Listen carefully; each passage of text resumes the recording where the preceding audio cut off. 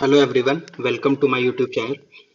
आज हम लोग डिस्कस करेंगे बेसिक्स ऑफ सिविल इंजीनियरिंग और ये आपको जो ब्रीफ ओवरव्यू देगा सिविल इंजीनियरिंग के बारे में।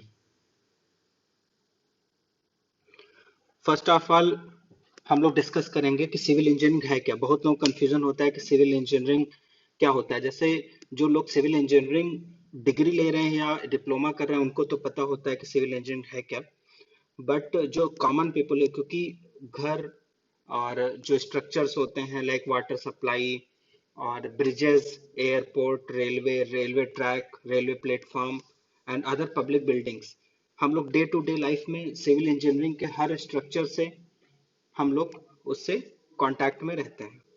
तो सिविल इंजीनियरिंग एक इंजीनियरिंग का ऐसा डिसिप्लिन है जिसमें हम डिजाइन, कंस्ट्रक्शन और maintenance of physically and naturally built surrounding के बारे में डिस्कस करते हैं या उसके बारे में पढ़ते हैं या उससे इंटरेक्ट करते हैं। फिजिकली बिल्ट इन्वायरमेंट क्या है? जैसे डैम हुआ, आपका कोई बिल्डिंग हुई, पब्लिक बिल्डिंग हुई, या आपका रोड हुआ, ब्रिज हुआ, कैनाल हुआ, डैम हुआ, एयरपोर्ट हुआ, सीवरेज सिस्टम हुआ। These are physically built surrounding. Naturally built surrounding का मतलब होता है जैसे आपका पॉल्यूशन, जैसे पॉल्यूशन, एयर पॉल्यूशन हुआ, वाटर पॉल्यूशन हुआ, तो उसको भी जो डील करता है वो सिविल इंजीनियर ही डील करता है। तो सिविल इंजीनियरिंग, अगर हम एक वेन डायग्राम के बारे में पढ़ें, अगर सिविल इंजीनियरिंग को डिस्क्राइब करें, तो सिविल इंजीनियरिंग एक कॉमन प्लेटफॉर्म होता है जहां पर पीपल, नेचुरल इन्वायरमेंट और बिल्ट एनवायरनमेंट तीनों का जंक्शन होता है। ठीक है। अब हम बहुत लोगों को ये कंफ्यूजन होता है कि आर्किटेक्ट और सिविल इंजीनियरिंग में डिफरेंस क्या है, सिविल इंजीनियर और आर्किटेक्ट में डिफरेंस क्या है। बहुत लोग समझते हैं कि सिविल इंजीनियर ही घर को डिजाइन करता है, वही उसका एनालिसिस करता है, उसकी स्ट्रक्चर एनालिसिस वही करता है, उसका डिजाइन वही करता है।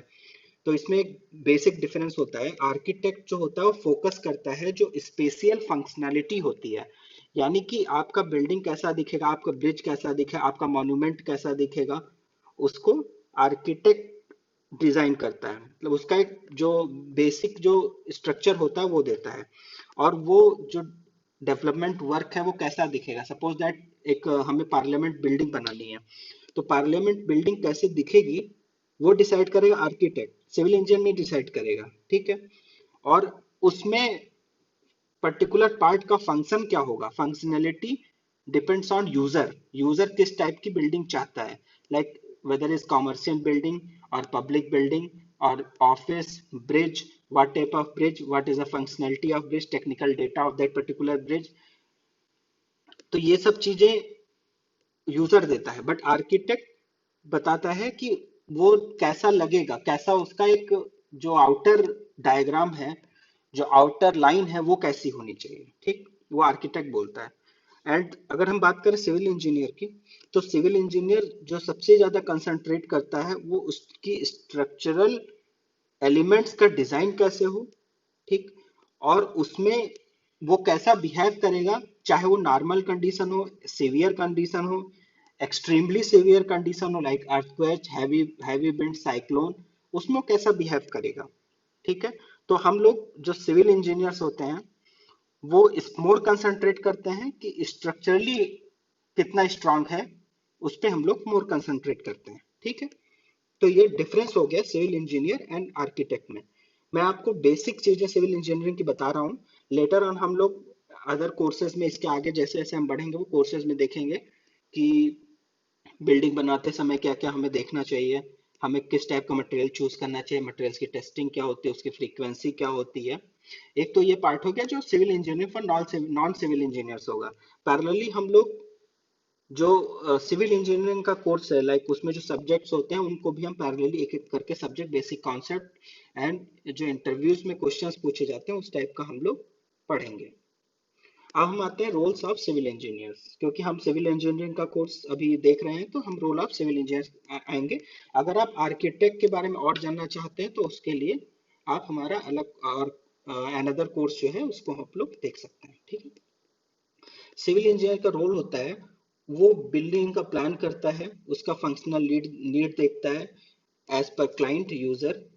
बिल्डिंग किस टाइप का बिल्डिंग होगा, whether is residential building, public building, industrial building, whatever it may be, ठीक। और जो बायलाज है ना, वो भी सिविल इंजीनियर भी देखता है, आर्किटेक्ट्स भी देखते हैं। समटाइम जो आपका बिल्डिंग नॉर्मल घर की बिल्डिंग होती है वो सिविल इंजीनियर ही उसको कर देते हैं, ठीक है।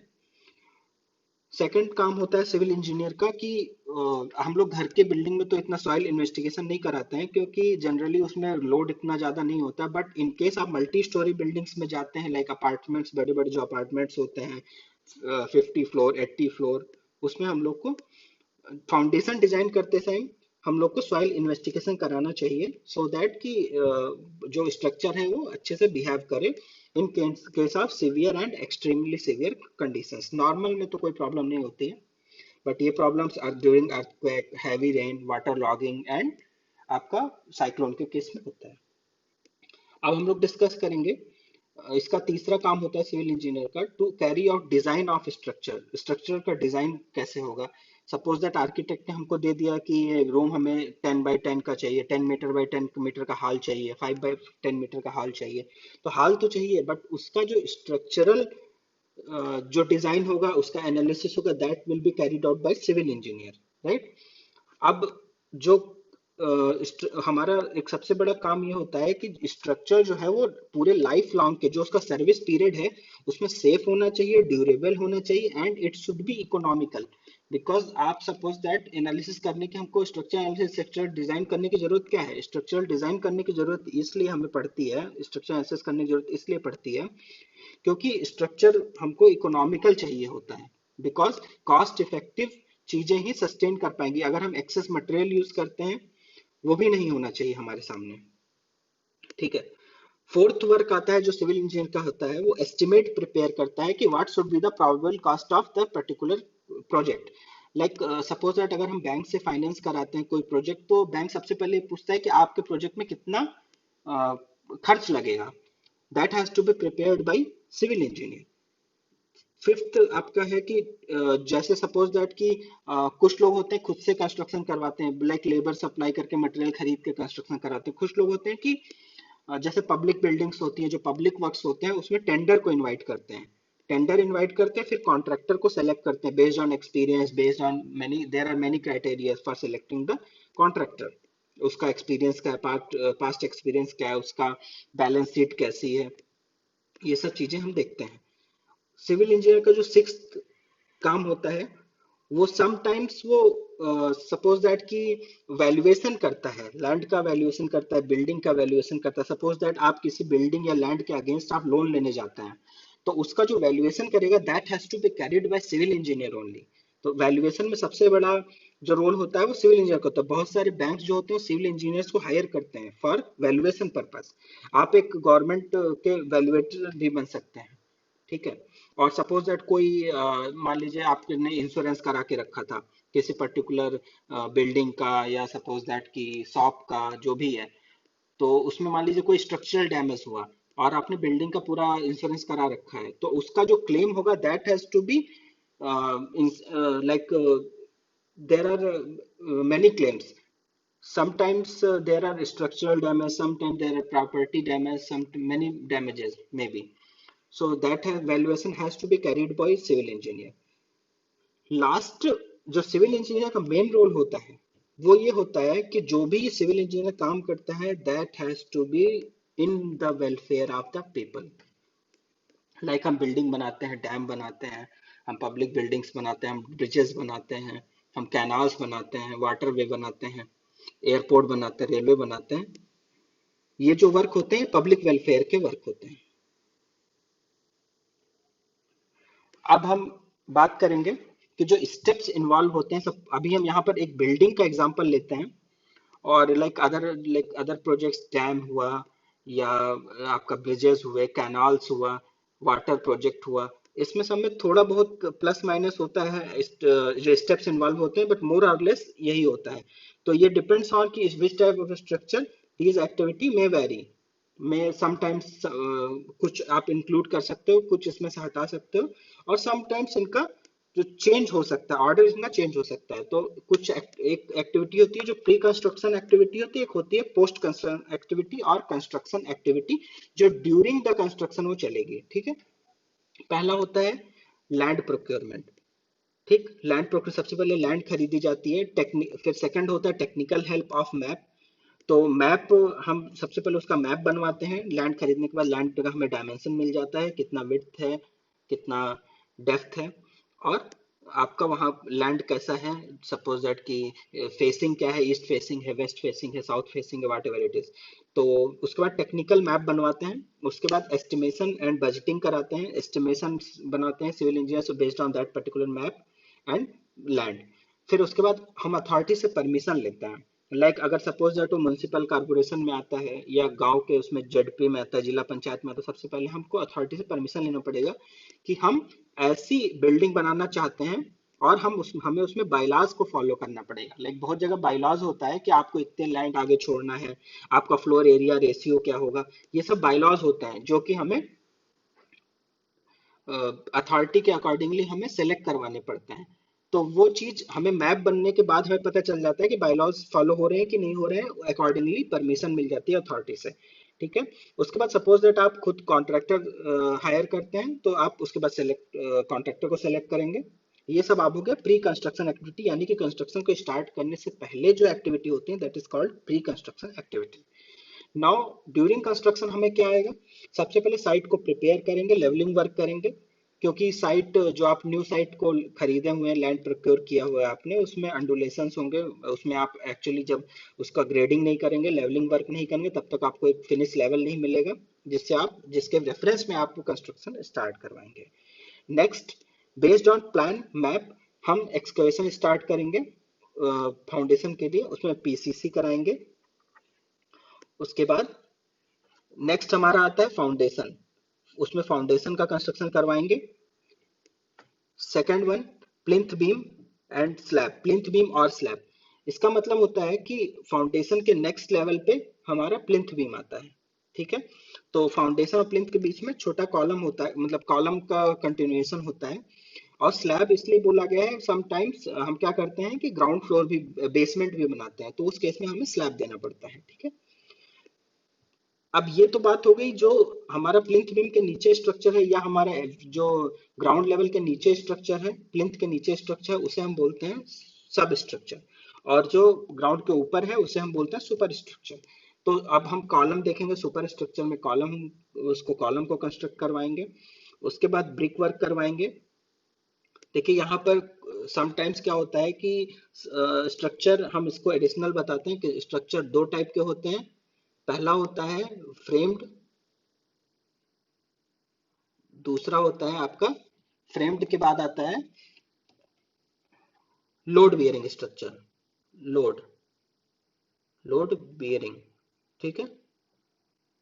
लोड बियरिंग के केस में क्या होता है, इसमें जो ब्रिक वर्क सारा लोड देती है। फ्रेम वर्क में क्या होता है कि हम आरसीसी का पहले स्ट्रक्चर बनाते हैं, उसके बाद ब्रिक जो है उसको as a filler material use करते हैं। ठीक है। ब्रिक को हम फिलर मटेरियल यूज करते हैं। ठीक है। अब हम बात करेंगे कि ब्रिक को as a filler material use कर दिया, तो अगर छोटी मोटी बिल्डिंग है तो उसमें क्या करते हैं हम कि पहले ब्रिक वर्क कर लेते हैं, फिर लिंटल डालते हैं।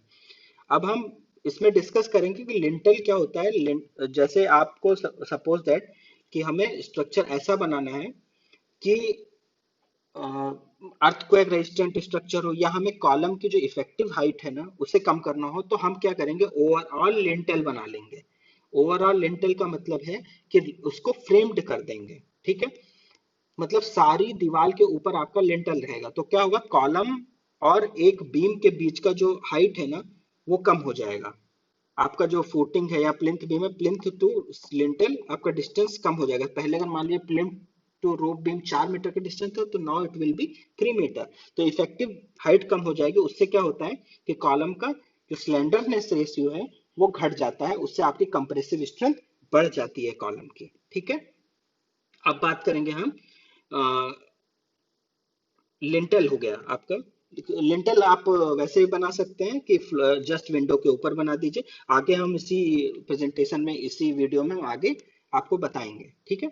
उसके बाद फ्लोर स्लैब या रूफ स्ट्रक्चर आता है। रूफ फ्लोर स्लैब का मतलब सपोज दैट कि आप कई फ्लोर बना रहे हैं, तो उसमें फ्लोर स्लैब और रूफ स्ट्रक्चर, उसमें बीम भी आता है, स्लैब भी आता है। उसके बाद हम लोग door and window framing and fixation की बात करेंगे। डोर विंडो लगाते हैं, ठीक है। उसके बाद इलेक्ट्रिकल एंड प्लम्बिंग कवर करते हैं, एक्सटीरियर फिनिशिंग करते हैं, टेरेस एंड रूफ फिनिशिंग करते हैं, एपीपी कवर करते हैं, टाइलिंग करना है टाइलिंग कर देते हैं for water proofing purpose, internal finishing करते हैं। उसके बाद would work and fixture work, आपका जो बेड है सपोज दैट बहुत लोग अलमीरा बनवाते हैं दीवार में, ये सब आप करते हैं, that is under comes under construction activity, ठीक है। अब बात करेंगे हम basic structure component of building. अब हम इसमें जो स्ट्रक्चरल कंपोनेंट है, अभी अब हम स्ट्रक्चरल कंपोनेंट की बात करें बिल्डिंग के, तो पहला हमारा आता है फाउंडेशन, ठीक है। तो फाउंडेशन सबसे बेसिक स्ट्रक्चर होता है बिल्डिंग का, जो सबसे नीचे रहता है, ठीक है, जो जमीन के नीचे रहता है। तो हम डेफिनेशन इसकी देखते हैं, foundation is necessary to evenly distribute the entire building load on the soil is such a manner that no damaging settlement takes place, hence the foundation need to be construction on good soil ground। Foundation को हम चाहे तो generally ground पे भी रख लें, कोई problem नहीं है, लेकिन ग्राउंड का जो होता है सबसे सबसे टॉप लेयर सॉइल की होती है, उसमें क्या होता है कि वो कंप्रेस हो सकती है, ठीक है ना, वो बाद में क्या होगा कि सेटल हो जाएगी। तो हम क्या करते हैं, जब तक हमें हार्ड ग्राउंड नहीं मिल जाता, जितना हमें रिक्वायर्ड सॉइल बियरिंग कैपेसिटी है उतना मिल नहीं जाती, तो हम वहां पर रखते हैं जहां पर एसबीसी इनफ हो, जो हमारे फाउंडेशन में जो लोड ट्रांसफर होकर आ रहा है उसको झेल सके, ठीक है। तो फाउंडेशन कई टाइप की होती है, आइए हम फाउंडेशन के बारे में देखते हैं और देखेंगे कौन सी फाउंडेशन कहाँ यूज हो सकती है। पहला है ए वॉल फाउंडेशन। वॉल फाउंडेशन वहां आती है जहां पर हमें पूरी वॉल के नीचे फाउंडेशन दिया है, सपोज दैट अब हम बात करेंगे, अभी आपको मैंने बताया था कि एक दो टाइप के स्ट्रक्चर होते हैं, एक होता है फ्रेम्ड स्ट्रक्चर, एक होता है लोड बियरिंग स्ट्रक्चर। तो लोड बियरिंग स्ट्रक्चर के केस में पूरी पूरी वॉल लोड बियर करती है, तो उसमें वॉल फुटिंग आती है। दूसरी बात करते हैं हम simple spread footing. Spread footing जहां सिंगल कॉलम देना होता है वहां स्प्रेड फुटिंग दे देते हैं। स्टेप्ड फुटिंग भी देते हैं, जहां पर सपोज ब्रिक का कॉलम हमें सिंगल कॉलम खड़ा करना, उसमें स्टेप्ड फुटिंग दे दिया, या पेडेस्टल फुटिंग भी इसे बोलते हैं, ठीक है। फिर हम बात करते हैं column foot sloped footing. Sloped footing के केस में क्या होता है, स्लोप्ड फुटिंग हमें वहां यूज करते हैं जहां पर हमें थिकनेस ज्यादा आ रही है, मान लीजिए फुटिंग के, क्योंकि फुटिंग के केस में क्या होता है, जब कॉलम के फेस से हम आगे बढ़ते हैं, जैसे जैसे आगे बढ़ते हैं, तो सबसे ज्यादा शियर फोर्स कहाँ होता है, सबसे ज्यादा शियर फोर्स हमारा आता है कॉलम के फेस पे, क्योंकि नीचे से रिएक्शन धीरे धीरे आगे जैसे जैसे हम सेक्शन की डिस्टेंस कॉलम से बढ़ाते जाते हैं, शियर फोर्स कम होता जाता है, ठीक है, या वहां पर बेंडिंग मोमेंट कम होता जाता है, ठीक है ना। अगर बेंडिंग मोमेंट शेयर फोर्स दोनों कम होता जाता है, तो हम क्या करते हैं कि कॉलम की जो डेप्थ है वो कम करते जाते हैं, इसलिए उसको स्लोप्ड में दे देते हैं। तो ये हमारा जो कॉस्ट इफेक्टिव होता है, मतलब हम सेम उसमें ज्यादा स्ट्रेंथ हमें मिल जाती है, ठीक है ना। कंबाइंड फुटिंग वहां यूज करते हैं जहां पर आपको स्पेस का कंस्ट्रेंट है, यानी कि सपोज दैट कि दो आइसोलेटेड फुटिंग के बीच में बहुत कम डिस्टेंस बच रही है, ठीक है, तो वहां पर हम लोग कंबाइंड फुटिंग कर देते हैं। स्ट्रैप फुटिंग ये एडिशनल स्ट्रेंथ देता है, दो फुटिंग को ऐड कर देते हैं, कॉलम टू कॉलम ज्वाइंट कर देते हैं, ठीक है। तो ये मतलब अलग से स्ट्रेंथ प्रोवाइड करता है। स्ट्रैप बेसिकली एक बीम है, जो कि ये बेसिकली आपको उस केस में काम आता है स्ट्रक्चरल, जब हम अर्थक्वेक रेजिस्टेंट बिल्डिंग बनाते हैं तो वहां पर एनालिसिस के बाद हम उसको यूज करते हैं, ठीक है। मैट राफ्ट फाउंडेशन वहां बनाते हैं जहां पर बहुत सॉइल बहुत वीक है नीचे की, तो हम क्या करते हैं पूरा मैट बना लेते हैं, उसके बाद उसमें जहां जहां हमें रिक्वायरमेंट है column, mat is basically slab, ठीक है, तो हमें स्लैब का एरिया बढ़ जाता है जिससे हमारा लोड इवनली डिस्ट्रीब्यूट हो जाता है, ठीक है। पाइल फाउंडेशन वहां हम यूज करते हैं जहां पर हमें सॉइल का एसबीसी बहुत कम होता है, तो पाइल आपका इसमें डिफरेंट टाइप ऑफ पाइल्स होती हैं, ठीक है। फ्रिक्शन पाइल होती है, एंड बियरिंग पाइल होती है, एंड कंबाइंड पाइल होती है, जिसमें दोनों एक्शन होता है, फ्रिक्शन एज वेल एज इस एंड बियरिंग, ठीक है। तो ये इसका हम पाइल के बारे में हम बाद में डिटेल में पढ़ेंगे, और फाउंडेशंस के बारे में भी डिटेल में पढ़ेंगे जब हम जियो टेक्निकल का कोर्स करेंगे, ठीक है। अब बात आती है ड्रिल बेल्ट पियर की। आपने देखा होगा जो ब्रिजेस के नीचे पाइलिंग भी होती है, ब्रिजेस के नीचे आपका वेल फाउंडेशन भी होता है, ठीक है ना। तो बेल्ट फाउंडेशन ब्रिजेस के नीचे होता है आपका, जहां पर वाइब्रेशंस वाइब्रेशंस ज्यादा आते हैं वहां पर हम वेल फाउंडेशन कर देते हैं, ठीक है ना, ब्रिजेस के केस में, टावर्स के केस में वैसे। ठीक है। नेक्स्ट आया हमारा प्लिंथ बीम। तो बेसिक बिल्डिंग का जो बेसिक स्ट्रक्चर कंपोनेंट है, प्लिंथ बीम सेकंड है। Plinth beam is a reinforced concrete beam constructed between the wall and its foundation. ठीक है। Plinth beam is provided to prevent the extension and propagation of cracks from the foundation into the wall. Plinth beam इसलिए भी use करते हैं कि suppose that foundation में settlement कुछ हुआ, तो उसका क्या होगा कि क्रैक आपका अगर डायरेक्टली आप वॉल कंस्ट्रक्ट करा देंगे तो वॉल में क्रैक आएगा। लेकिन क्या होगा, अगर प्लिंथ बीम है तो प्लिंथ बीम उस जो सेटलमेंट के कारण एडिशनल स्ट्रेसेस आई हैं उसको प्लिंथ बीम काउंटर कर लेगा, और प्लिंथ बीम उसको इवनली डिस्ट्रीब्यूट करके अगेन उसको फाउंडेशन में डाल देगा। ठीक है। मतलब लोड ऐसा डिस्ट्रीब्यूट करेगा कि फाउंडेशन में फिर से वो बियर कर लेगा फाउंडेशन, तो आपका फ्रेम बन जाएगा वहां पर। ठीक है। अब अगली बात करते हैं कि प्लिंथ बीम जहां पर अर्थक्वेक रेजिस्टेंट, अर्थक्वेक प्रोन होता है, वहां पर बिल्डिंग को अर्थक्वेक रेजिस्टेंट बनाने के लिए प्लिंथ बीम देना जरूरी होता है। क्योंकि उससे क्या होता है, आपको पहले भी मैं बता चुका हूँ कि प्लिंथ बीम डालने से, लिंटल बीम डालने से, overall lintel beam all around डालने से आपका जो कॉलम का इफेक्टिव हाइट होता है वो कम होता है। तो स्लेंडरनेस रेशियो आपका कम होता है, स्लेंडरनेस रेशियो कम होता है, तो उससे कंप्रेसिव स्ट्रेंथ बढ़ती है। ठीक है। अब जो construction of plinth beam above ground, natural ground level, इसका एक और एडवांटेज है। इसका एडवांटेज क्या है कि अगर आपने नेचुरल ग्राउंड लेवल के ऊपर प्लिंथ बीम बना दिया है तो उसका एडवांटेज ये है कि आपको अब डीपीसी नहीं देना पड़ेगा। डीपीसी का मतलब होता है डैम्प प्रूफ कोर्स। मतलब जो वाटर का इनग्रेस होता है, जैसे क्या होता है कि आरसीसी में जो वाटर जाने का जो प्रोबेबिलिटी है वो बहुत कम है।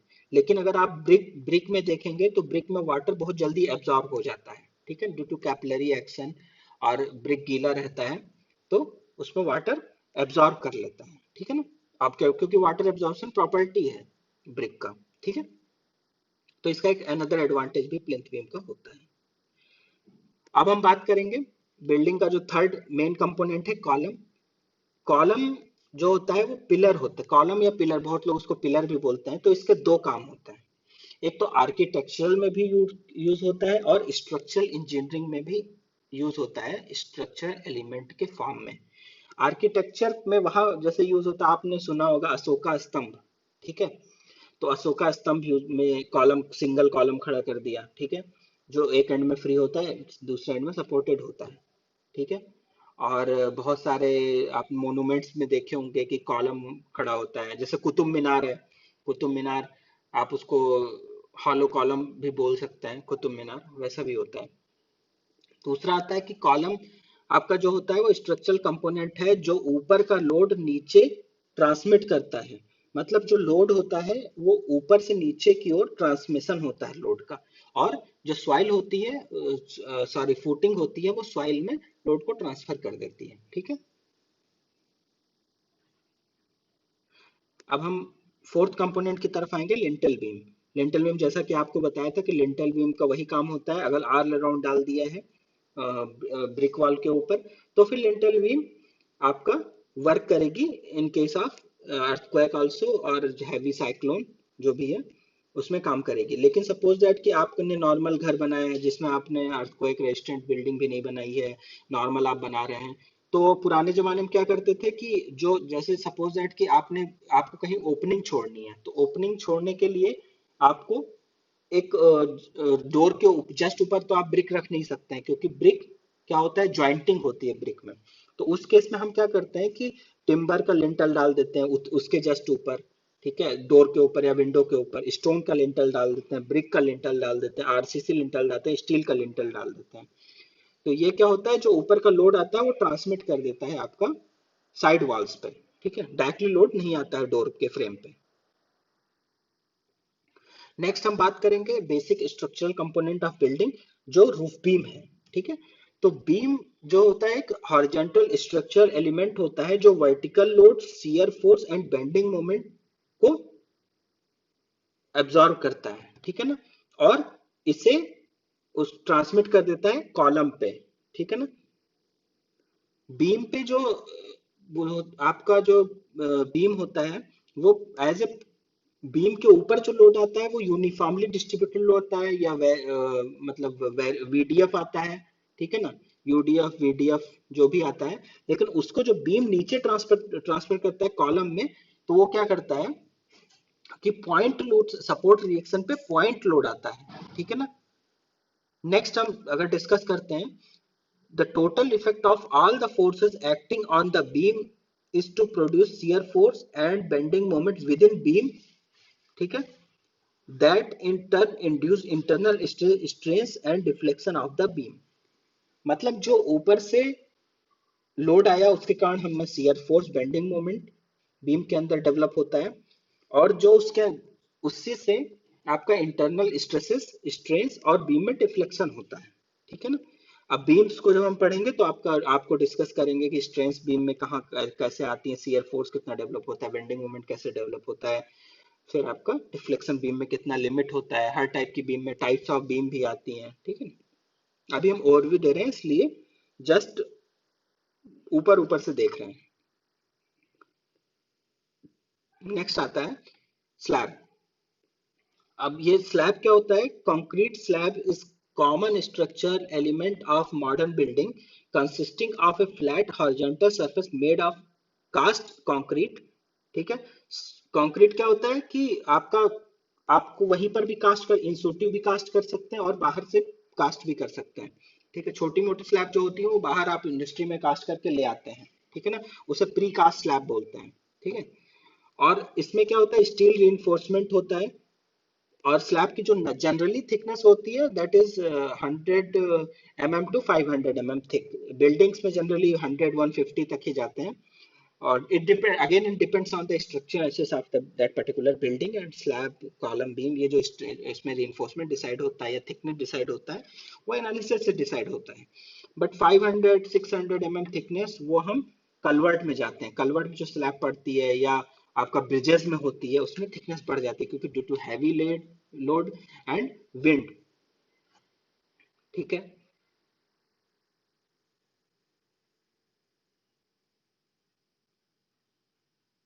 Thank you. और अगर आपको कोई डाउट आता है तो आप इस मेल आईडी पे हमें लिख सकते हैं, और आगे की वीडियोस आप देखते रहिए, क्योंकि हम लोग उसमें अभी अंदर एक एक टॉपिक अब हम डिस्कस करेंगे और उसमें डीप में जाएंगे। अभी ये जो आपको हमने दिया ये ओवरव्यू था सिविल इंजीनियरिंग के बारे में, और बाकी जो कंस्ट्रक्शन प्रैक्टिसेस हैं, जो बिल्डिंग्स में जो मटेरियल लगता है उसका जो टेस्टिंग होता है, ये सारी चीजें हम लोग नेक्स्ट क्लास में डिस्कस करेंगे। Thank you.